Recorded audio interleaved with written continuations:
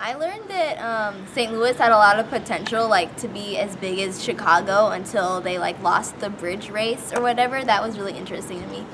Yeah, that was definitely really interesting, and how all the different like ethnic communities changed over the years and shifted in location.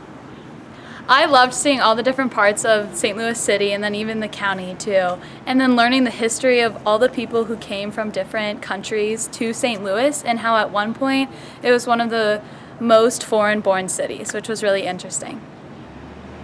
I loved how the different waves of ethnic groups and where they were living and who was the majority affected how St. Louis responded to current events that became major historical events like the Civil War. I thought it was really interesting how the architecture changed from place to place depending on like where the certain ethnicities would migrate. So you'd go to one place and the architecture would be very French, and you'd go to another and the architecture would be very German. And even though all of these different places were in St. Louis City, they looked like completely different places. I found the architecture around St. Louis really interesting because I never knew that it was so French, and it had lots of different styles from all over the world incorporated into buildings that were so close together and owned by so many different people.